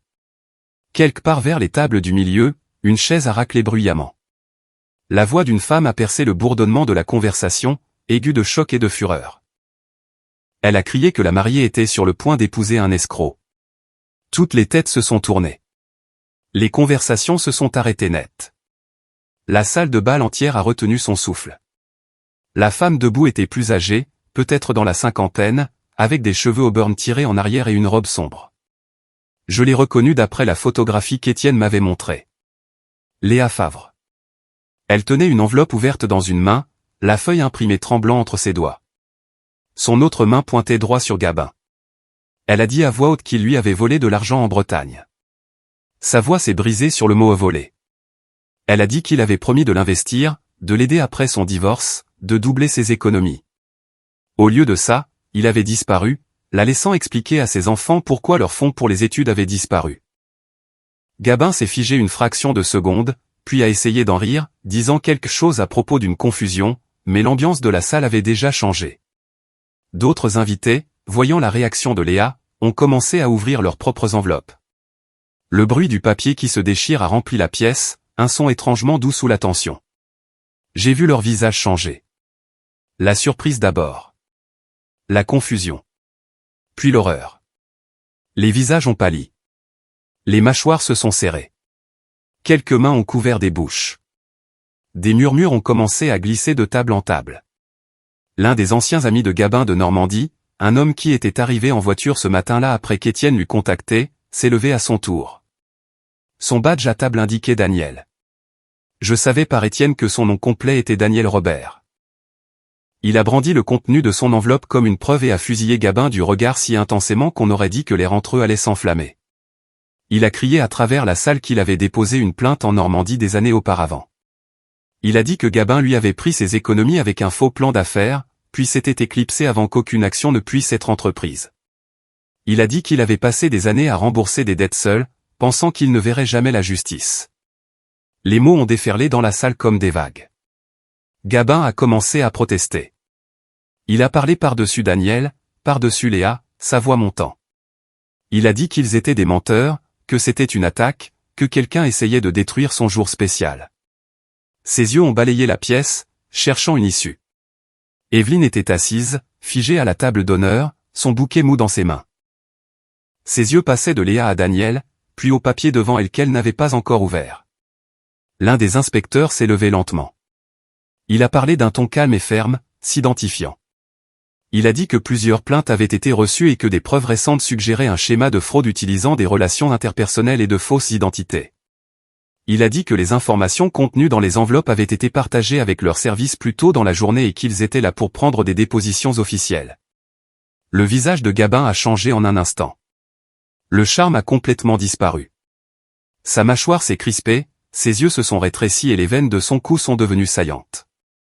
Il a fait un pas en arrière de la table d'honneur, puis un autre, comme si mettre de la distance entre lui et les accusations pouvait les rendre moins réelles. Puis il s'est tourné vers la sortie de secours la plus proche. La salle a explosé. Certains ont halté. Quelques-uns ont crié pour qu'il s'arrête. Des chaises ont raclé alors que plusieurs invités se levaient en même temps.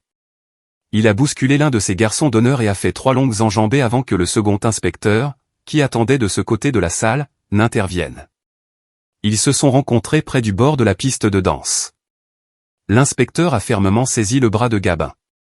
Gabin s'est dégagé en jurant, sa voix craquant de panique. L'inspecteur n'a pas lâché prise. Il a stabilisé sa position, a répété que Gabin devait cesser de bouger et qu'il était maintenant placé en garde à vue sur la base de plaintes actives et de motifs probables. Un autre membre du personnel s'est précipité pour éloigner les invités de la zone immédiate. Je me tenais près du mur du fond, regardant une vie soigneusement construite sur des mensonges commencer à s'effondrer dans un moment bruyant et désordonné. Evelyne a finalement semblé revenir à elle. Elle s'est levée si vite que sa chaise a basculé en arrière et a heurté le sol. Le bruit a fait sursauter plusieurs personnes. Elle a un peu trébuché dans sa robe mais a réussi à descendre de la table d'honneur, s'agrippant au bord pour garder l'équilibre. Elle a appelé Gabin, sa voix tremblante, exigeant qu'il dise quelque chose, n'importe quoi, qu'il lui dise que ce n'était pas ce que ça semblait être. Il s'est tordu dans l'emprise de l'inspecteur et a crié en retour que rien de tout cela n'était vrai, que c'étaient des gens amers qui le blâmaient pour leur propre mauvais choix. Puis ses yeux se sont posés sur moi. Son expression a de nouveau changé, maintenant aiguë et vicieuse. Il a craché que c'était mon œuvre. Il m'a traité de folle. A dit que j'avais toujours été jalouse. A dit que je l'avais piégée parce que je ne supportais pas de voir ma sœur heureuse. Des dizaines de regards se sont tournés vers moi. La pièce a semblé basculer légèrement, comme si tout le monde avait bougé en même temps. Pour la première fois depuis très longtemps, je n'ai pas bronché sous le regard d'Evelyne. Elle s'est retournée lentement, son voile glissant légèrement sur le côté. J'ai pu voir le moment exact où son cœur s'est brisé sur son visage. Ses yeux étaient humides, mais derrière les larmes, il y avait une sorte d'espoir désespéré, comme si elle cherchait encore un angle qui pourrait rendre cette douleur moins vive. Elle m'a demandé d'une voix rauque si j'étais au courant de tout ça. Si j'avais su et que je lui avais caché. Ses mots vacillaient, mais l'accusation était là. J'ai pris une profonde inspiration. La pièce semblait pleine d'électricité, l'air épais de l'odeur de la nourriture que personne ne mangeait et des fleurs qui semblaient soudain trop sucrées. Je lui ai dit calmement que je n'avais appris toute l'étendue de la situation que très récemment. J'ai dit que les informations dans ces enveloppes provenaient de personnes que Gabin avait déjà blessées et de dossiers qu'il avait laissés derrière lui. J'ai ajouté que j'avais essayé de lui donner une chance de voir les choses par elle-même, que j'avais lutté avec la façon de la protéger sans faire voler son monde en éclats. Ma voix était stable, à ma propre surprise. Puis j'ai dit quelque chose que je n'avais pas prévu mot pour mot, mais qui est sorti avec une clarté qui semblait se former en moi depuis des années. Je lui ai rappelé que la veille encore, elle m'avait dit que le plus beau cadeau que je pouvais faire à son mariage était de disparaître de notre famille. Je lui ai dit que j'avais écouté. Que j'avais pris du recul. Que je l'avais laissé choisir. Et puis je lui ai dit que ce que je voulais vraiment, c'était qu'elle voie qui avait réellement dépouillé sa vie, morceau par morceau. Que ce n'était pas moi. Les invités regardaient, silencieux, la tension pesant contre les murs. L'inspecteur principal a commencé à lire formellement les chefs d'accusation préliminaires pour lesquels il retenait Gabin, des mots comme escroquerie, vol et déclaration frauduleuse délibérée. Il a mentionné les plaintes en Bretagne et en Normandie par leur nom. Il a dit le nom de Léa. Il a dit celui de Daniel. Il a décrit un schéma de ciblage financier de femmes et de familles par la manipulation amoureuse. Chaque mot semblait frapper Evelyne comme un autre coup physique. Son visage s'est lentement décomposé alors que l'homme qu'elle avait épousé moins d'une heure auparavant se débattait contre les policiers, criant que tout était exagéré, qu'il poursuivrait tout le monde dans la salle. Personne ne le croyait. Plus maintenant. Je l'ai vu chanceler une fois sur ses talons. Une demoiselle d'honneur s'est approchée pour la soutenir, mais Evelyne l'a repoussée, les yeux toujours fixés sur Gabin comme si la seule force de sa volonté pouvait le retransformer en le charmant fiancé qu'elle avait choisi. Puis, alors que les inspecteurs le guidaient vers les portes pour le placer en garde à vue, la réalité a finalement semblé s'imposer.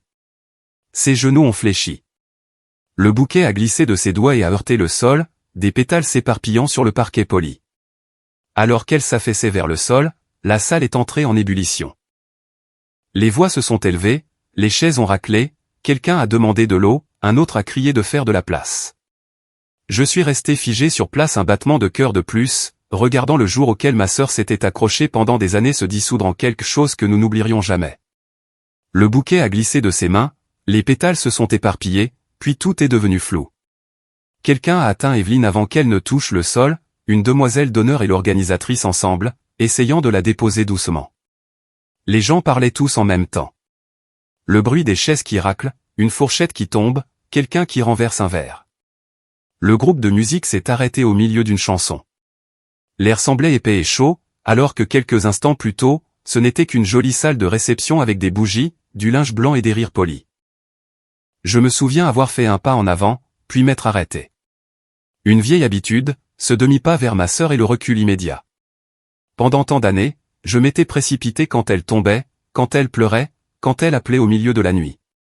Cette fois, mes pieds sont restés plantés. Le personnel de l'hôtel a agi avec un professionnalisme rapide, dégageant un cercle autour d'elle, apportant de l'eau et l'un de ses petits packs de froid du bar. Une invitée, qui se trouvait être infirmière, a vérifié sa respiration et son pouls. Les inspecteurs ont laissé de l'espace mais sont restés assez proches pour garder un œil sur Gabin qui continuait de crier au sujet de mensonges, de complots et de sœurs jalouses. J'ai croisé le regard d'Étienne de l'autre côté de la salle. Il m'a fait un petit signe de tête presque imperceptible, le genre de signe que l'on fait à quelqu'un quand on sait qu'il n'y a pas de jolis mots pour ce qui vient de se passer, mais qu'on veut qu'il sache qu'il n'est pas seul. Peu de temps après, Gabin a été escorté hors du bâtiment. J'ai regardé à travers les portes vitrées les policiers le guider vers une voiture qui attendait sur le parking, la lumière de fin d'après-midi se reflétant sur l'éclat de ses boutons de manchette. Pour la première fois depuis que je l'avais rencontré, il ressemblait moins à un professionnel charmant qu'à ce qu'il était. Acculé. Cette nuit a semblé interminable et pourtant étrangement rapide. Les gens sont rentrés chez eux tôt, rapportant leurs cadeaux à leur voiture, chuchotant en petits groupes. Certains invités sont venus me voir avec des yeux écarquillés et stupéfaits, me demandant si j'allais bien, ce qui allait arriver à Evelyne, depuis combien de temps je savais. Je leur ai donné des réponses courtes et honnêtes, puis je me suis éloigné. Finalement, je me suis retrouvé dans ma chambre d'hôtel, assise sur le bord d'un lit qui ne me semblait pas être le mien, fixant une lampe trop vive et pourtant pas assez. Mon téléphone a vibré d'appels et de messages. Des numéros inconnus. Des numéros locaux de Haute-Savoie. Quelques-uns d'amis communs. J'ai laissé la plupart aller sur la messagerie vocale. Le sommeil est venu par bribes cette nuit-là. En quelques jours, l'histoire s'était répandue. Certains invités avaient filmé des parties de la scène sur leur téléphone, ce que je détestais mais comprenais. Cela signifiait que l'affaire avait atteint les réseaux sociaux avant les canaux officiels. Puis les médias locaux s'en sont emparés. Les gros titres n'utilisaient jamais nos noms, mais la formulation était assez dramatique pour que tout le monde dans nos cercles sache exactement de qui il s'agissait. Les gens en répétaient des versions dans les allées des supermarchés et les salles de pause des bureaux. Une mariée dont le fiancé a été arrêté à la réception. Une petite ville des Alpes a découvert qu'un homme menait des escroqueries financières sur des femmes dans d'autres régions et avait failli s'en tirer une fois de plus. J'ai vu un reportage alors que j'attendais dans la file à la pharmacie, la télévision accrochée près du plafond rediffusant les mêmes images floues en boucle. On y voyait l'extérieur de l'hôtel, une vue du lac, puis un journaliste parlant de la façon dont la mariée avait quitté les lieux tôt tandis que le marié était emmené pour interrogatoire. Un diagramme est apparu à l'écran, illustrant la fraude interrégionale. Puis un expert juridique a discuté de la manière dont l'amour et l'argent entrent souvent en collision de manière assez destructive dans notre pays. Je suis resté là, tenant une bouteille de shampoing et une boîte de barres de céréales, écoutant les réactions des inconnus autour de moi. Certains claquaient la langue en signe de sympathie pour la mariée. D'autres faisaient des commentaires cyniques sur les hommes et l'argent. Personne ne savait que la jeune femme en arrière-plan sur l'une des photographies granuleuses, à moitié détournée, c'était moi. Au moment où je suis retourné dans le Rhône, la vente de l'appartement était entièrement finalisée. Les documents finaux sont arrivés dans mon email avec des signatures numériques et la confirmation du service des titres de propriété. L'argent est arrivé sur mon compte en un seul virement net. C'était plus que je n'avais jamais vu en une seule fois de ma vie, et pourtant, cela ne ressemblait pas à un gain de loterie.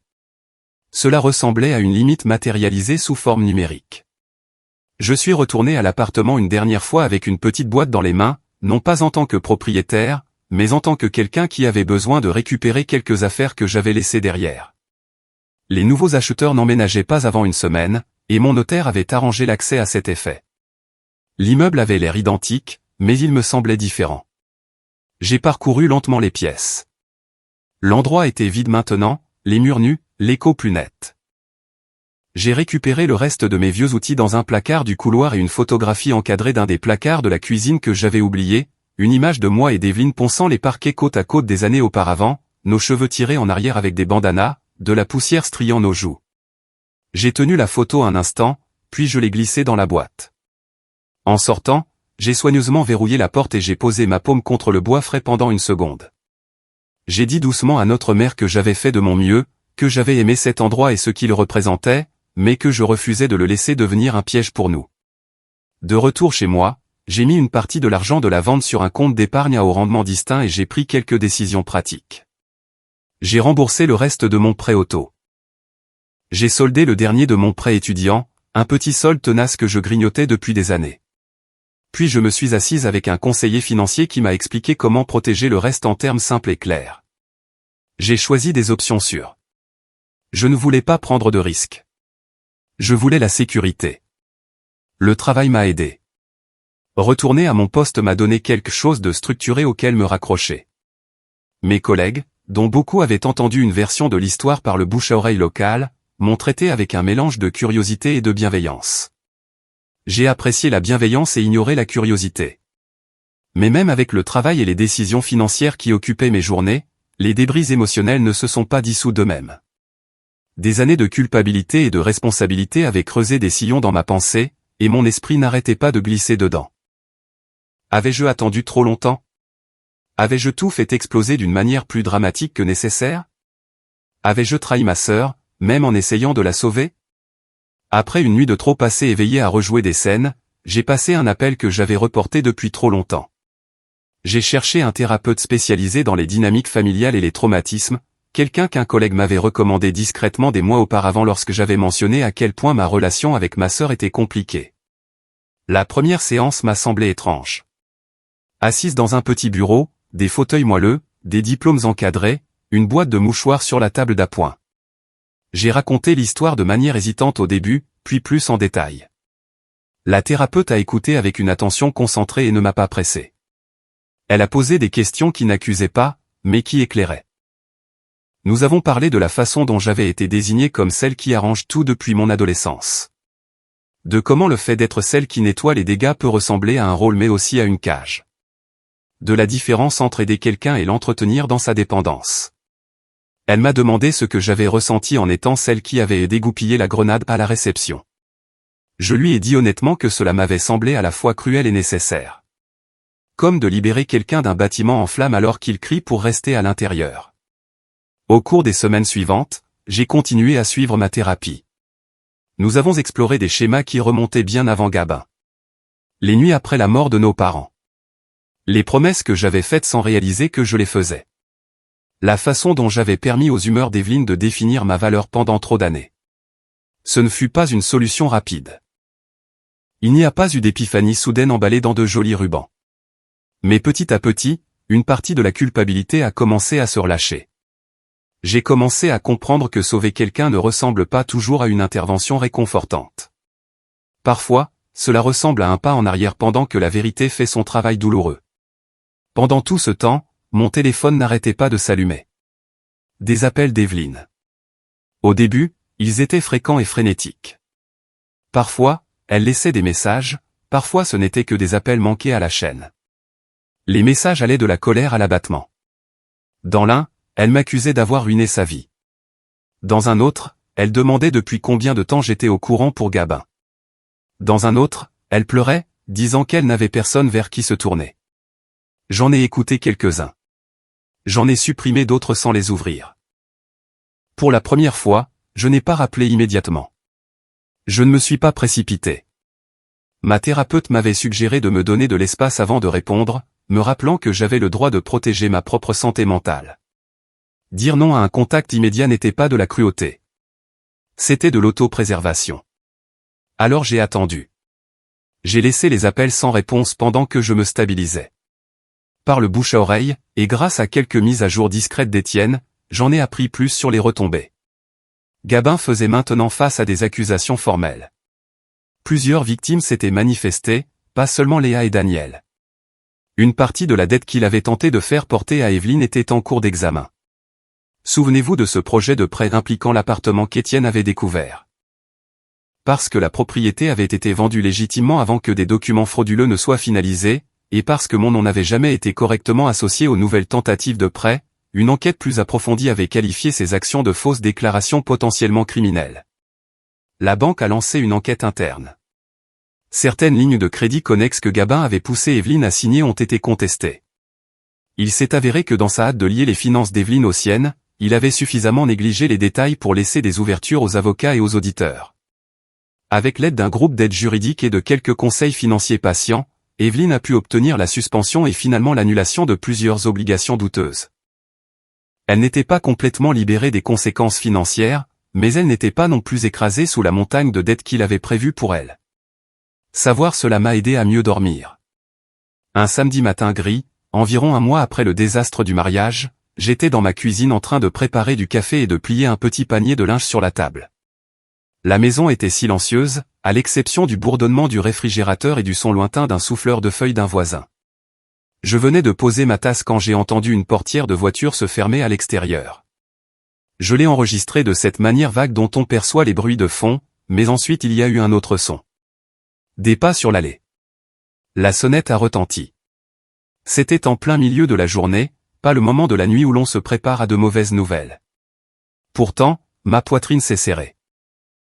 Je me suis essuyé les mains sur un torchon et j'ai descendu le couloir, chaque pas mesuré. Quand j'ai ouvert la porte, elle était là. Evelyne. Pas de robe, pas de voile, pas de maquillage soigné. Juste ma sœur sur mon perron, les épaules légèrement voûtées, un petit sac de voyage à ses pieds, et une expression sur son visage que je ne pouvais pas encore déchiffrer. Evelyne se tenait sur mon seuil avec un petit sac de voyage et un regard que je ne pouvais pas lire. Ses cheveux étaient attachés en un chignon lâche, son visage nu, et quelque chose dans sa posture me rappelait une version bien plus jeune d'elle, celle qui essayait si fort d'être forte après la mort de nos parents. Je me suis écarté et lui ai dit qu'elle pouvait entrer. Elle a hésité, puis a franchi le seuil comme quelqu'un entrant dans un lieu où elle n'était pas sûre d'être la bienvenue. Nous avons marché jusqu'à la cuisine en silence. Le panier de linge était posé sur la table, à moitié plié. Je l'ai poussé sur le côté et lui ai demandé si elle voulait du café ou de l'eau. Elle a secoué la tête. Elle s'est assise, les deux mains agrippées au bord de la table, les yeux fixés sur les veines du bois. Pendant un long moment, elle n'a rien dit. Puis elle a expiré d'une voix tremblante et m'a dit qu'elle avait répété ces mots pendant tout le trajet, mais que chaque phrase avait disparu. Je me suis assise en face d'elle et lui ai dit qu'elle pouvait commencer n'importe où. Elle a baissé les yeux sur ses mains comme si elle lui était étrangère. Elle a dit que Gabin l'avait manipulée pendant des mois. Ça, je le savais déjà, mais l'entendre de sa bouche était différent. Elle m'a raconté les petites manières dont il sapait sa confiance, comment il la complimentait en public pour mieux la critiquer en privé.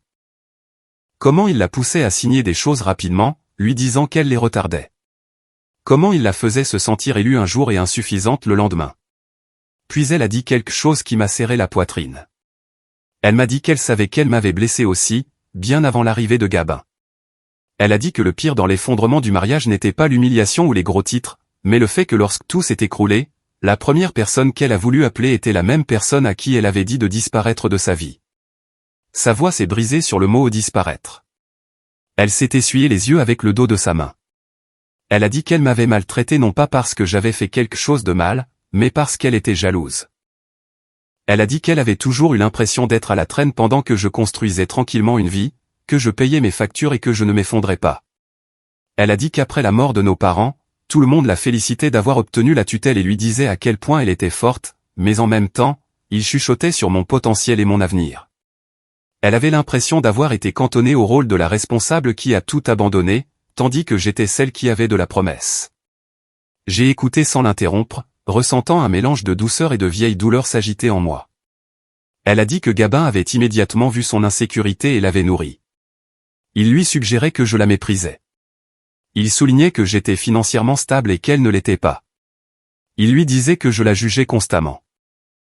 Elle a dit tout cela si doucement que j'ai dû me pencher en avant pour l'entendre. Quand elle a cessé de parler, je lui ai dit que j'avais ressenti cette jalousie pendant des années, avant même d'avoir des mots pour la décrire. Les commentaires sur le fait que j'étais trop ambitieuse ou trop concentrée sur le travail. Les fois où elle transformait mes succès en reflets de ses échecs. Je lui ai dit qu'au début de ma vingtaine, je me suis littéralement effacé pour la mettre à l'aise. J'ai minimisé mes promotions, caché mes augmentations de salaire, prétendu que j'étais moins stable que je ne l'étais. Cette partie l'a fait tressaillir. Puis je lui ai dit que je ne l'avais pas sauvée. Elle a vivement levé les yeux. Je le lui ai répété. J'ai dit que démasquer Gabin et vendre l'appartement ne visait pas à la secourir.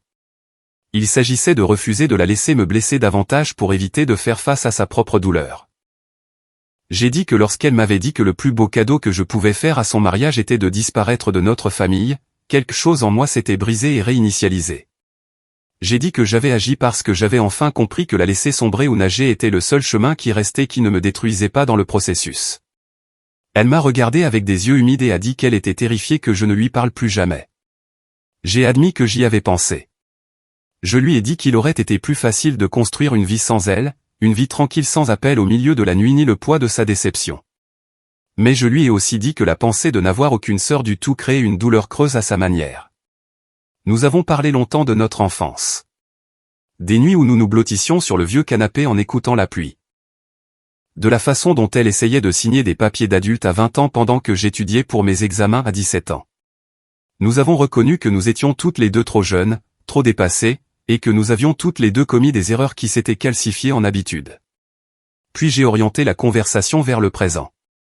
Je lui ai dit doucement mais fermement que si nous devions reconstruire quoi que ce soit, ce ne pouvait pas être en retombant dans les anciens schémas. J'ai dit que j'avais besoin de vraies limites. Je la soutiendrais mais ne la porterais pas. J'écouterais mais n'absorberais pas le blâme destiné aux autres. Je marcherais à ses côtés pendant qu'elle se reconstruirait mais ne la laisserais pas m'entraîner à nouveau dans des sables mouvants émotionnels. Elle est restée très immobile, puis a hoché la tête une fois, lentement. Elle a dit qu'elle acceptait d'avoir un long chemin à parcourir avec les avocats et les conseillers en crédit. Elle a dit qu'elle savait qu'elle avait signé des choses qu'elle n'aurait pas dû et ignoré des choses qu'elle aurait dû remettre en question. Elle a dit qu'elle était prête à se présenter devant ses bureaux et à assumer sa part de responsabilité. Sa voix avait une force tranquille que je ne lui avais pas entendue depuis longtemps. Je me suis levé, je suis allé à mon petit bureau et j'ai sorti l'enveloppe blanche que j'avais préparée plus tôt. Je l'ai placée entre nous. Elle l'a regardée comme si elle pouvait se briser. Je lui ai dit que c'était la dernière enveloppe autour de laquelle je voulais que l'une ou l'autre de nous centre sa vie. À l'intérieur se trouvaient les derniers papiers de vente de l'appartement, le dossier complet. La preuve que la propriété était libre de toute ingérence de Gabin, libre de privilèges, libre d'obligations cachées. J'ai également inclus une lettre d'une page que j'avais écrite à la main. Elle a ouvert l'enveloppe et a lu en silence. Sa respiration s'est étranglée lorsqu'elle a atteint la page manuscrite. Dans cette note, je lui disais qu'elle ne me devait pas un centime pour l'appartement. J'ai écrit qu'en le vendant avant que Gabin ne le touche, j'avais fermé le piège financier le plus dangereux qu'il avait tendu. Je lui ai dit que j'utilisais l'argent pour stabiliser mon propre avenir et que ce n'était pas négociable. Puis j'ai écrit la phrase qui comptait le plus. J'ai écrit qu'elle ne me devait plus la tutelle. Et que je ne lui devais rien pour avoir survécu. Toutes les dettes entre nous étaient effacées. Quand elle a baissé la note, ses mains tremblaient. Ses yeux se sont levés vers les miens et elle a demandé si j'en étais vraiment sûr. Je lui ai dit que oui. Plus sûr que tout.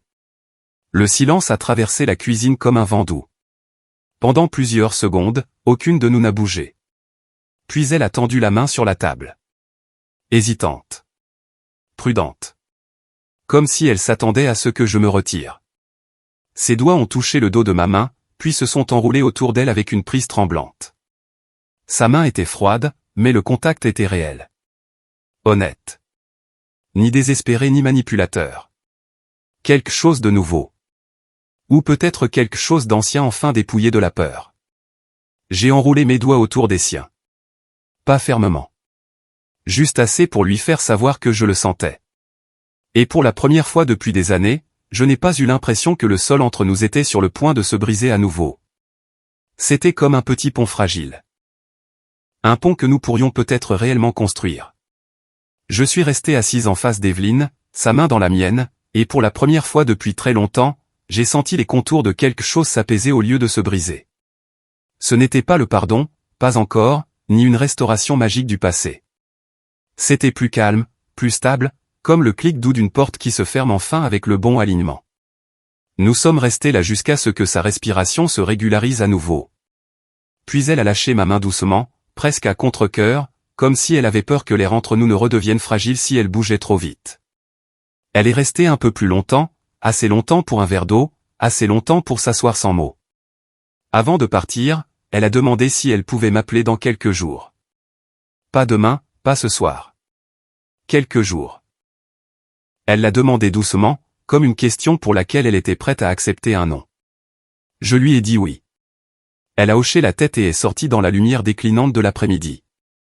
Quand j'ai fermé la porte derrière elle, je me suis appuyé contre elle et j'ai expiré un souffle que je retenais depuis des années. 6 mois se sont écoulés d'une manière qui m'a surprise. Ni vite. Ni lentement. Juste régulièrement, comme une marée qui se retire et revient sans se presser. J'ai traversé ces mois avec plus de clarté que je ne l'avais prévu, construisant quelque chose que je n'avais jamais vraiment eu auparavant. Ma propre vie, choisie selon mes propres termes. La maison de ville que j'ai trouvée se situait dans une rue calme de Grenoble, nichée entre des érables et un petit parc qui restait rempli d'enfants en trottinette pendant les saisons plus chaudes. Elle n'était ni grande, ni luxueuse, mais je la sentais mienne d'une manière que rien ne m'avait semblé mien depuis longtemps. La lumière du soleil inondait le salon le matin, réchauffant les parquets et donnant à l'endroit une légère odeur de la bougie à la lavande que je gardais près de la fenêtre. J'ai acheté des meubles lentement, choisissant des choses qui semblaient confortables plutôt qu'impressionnantes. Des couvertures douces, des lampes chaudes, une table de cuisine assez grande pour les amis mais pas assez pour que quiconque y déverse ses problèmes en s'attendant à ce que je les résolve. J'ai trouvé un groupe de randonnée par l'intermédiaire d'un collègue. Chaque samedi matin à 7h30, nous nous retrouvions à l'orée d'une forêt domaniale juste à l'extérieur de la ville. Le premier matin où j'y suis allé, je suis resté à côté de ma voiture à écouter le bavardage d'inconnus et j'ai failli faire demi-tour. Mais quelqu'un m'a tapoté l'épaule, une femme aux cheveux argentés attachée en queue de cheval, et m'a demandé si c'était ma première randonnée avec eux. Quand j'ai hoché la tête, elle a souri et a dit qu'ils étaient un groupe sympathique, sauf si quelqu'un apportait un mauvais mélange de fruits secs, donc je serais en sécurité. Ils sont devenus mes amis d'une manière étrange et organique. Des gens qui ne connaissaient pas mon histoire familiale, qui ne me regardaient pas avec de vieilles attentes, qui parlaient d'observation d'oiseaux, de météo et de bonnes chaussures de marche au lieu du passé. Le travail a aussi trouvé son propre rythme. J'ai continué à voir la thérapeute qui m'avait aidé à démêler les nœuds les plus profonds, et chaque séance enlevait une autre couche de culpabilité que j'avais confondue avec de la loyauté. Je me sentais plus légère, pas insouciante mais ancrée. Et au milieu de toute cette nouveauté, il y a eu quelqu'un d'autre. Il s'appelait Adrien, un collègue d'un service avec lequel je collaborais avant que tout dans ma vie personnelle n'explose. Nous nous sommes rencontrés pour un café un après-midi pour discuter d'un petit projet, et la conversation a dérivé au-delà du travail sans que l'un de nous ne la force. Il avait une manière simple d'être, patient et calme mais chaleureux. Quand il m'a demandé si je voulais dîner un de ces soirs, j'ai entendu quelque chose en moi répondre oui avant que la vieille peur ne puisse dire non. Nous avons gardé les choses simples. Rien de précipité. Des promenades, des déjeuners tardifs, une soirée cinéma où nous nous sommes tous les deux endormis à mi-parcours. Quelque chose de doux. Quelque chose d'honnête. La vie d'Evelyne a changé aussi. Pas par des bons cinématographiques, mais par des pas réguliers et mesurés. Elle a commencé une thérapie 2 fois par semaine. Elle a trouvé un travail dans un petit bureau d'assurance près de son appartement, quelque chose de stable qui ne la submergeait pas. Elle a commencé à suivre des cours du soir sur la budgétisation et les finances personnelles, chose qu'elle aurait été trop fière d'admettre qu'elle en avait besoin autrefois. Elle ne m'a jamais demandé d'argent. Elle n'a jamais essayé de me transférer sa douleur. Nous parlions tous les quelques jours, parfois brièvement, parfois plus longtemps. Les conversations étaient plus douces, plus prudentes, mais pas fragiles. Les limites tenaient bon comme la charpente d'une maison reconstruite plus solide qu'auparavant. Un matin frais de début octobre, j'étais assise à ma table de cuisine avec une tasse de café à la cannelle et mon journal ouvert. Par la fenêtre, des feuilles couleur de soucis descendaient lentement dans le jardin, se posant sur le trottoir en une fine couverture dorée. J'avais écrit une liste de choses qui avaient changé au cours des 6 derniers mois. Nouvelle maison. Nouvelle routine. Nouvelles amitiés. Un cœur qui ne se nouait plus chaque fois que mon téléphone vibrait avec le nom de ma sœur. Mon stylo s'est arrêté alors qu'un souvenir remontait, non invité mais clair. Evelyne, debout dans sa loge de mariée, souriant avec ce tranchant froid qui n'atteignait pas ses yeux, me disant que le plus beau cadeau que je pouvais faire à son mariage était de disparaître de notre famille. J'ai regardé la page devant moi et j'ai senti un petit sourire sincère se former. Je me suis murmuré que j'avais disparu, mais pas de la manière dont elle l'avait voulu. J'avais disparu du rôle que j'avais joué toute ma vie. Celle qui arrange tout. La poubelle émotionnelle. Le tampon silencieux entre ses choix et leurs conséquences. J'étais sorti d'un rôle qui m'étouffait depuis des années. Et en sortir nous avait sauvés toutes les deux. J'ai fermé le journal et je me suis penché en arrière sur ma chaise. La lumière du soleil réchauffait mon visage. Pour la première fois depuis des années, le silence dans la maison ressemblait à de la paix et non à de la solitude. J'avais longtemps pensé qu'aimer sa famille signifiait donner jusqu'à ce que ça fasse mal. Mais assise là, baignée dans la douce lumière du matin, j'ai réalisé quelque chose de différent. L'amour familial, c'est savoir quand s'éloigner avant que la douleur ne devienne toute votre identité. Parfois, l'amour le plus courageux est celui qui a des limites. Je me suis approché de la fenêtre et je l'ai ouverte légèrement pour laisser entrer l'air d'automne. 2 enfants passaient à vélo sur le trottoir, riant alors que leur veste flottait derrière eux.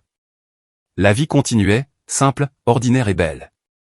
J'ai murmuré doucement que je n'avais pas du tout disparu de ma famille. J'avais disparu du rôle de victime. Et c'était le plus beau cadeau que je me sois jamais fait.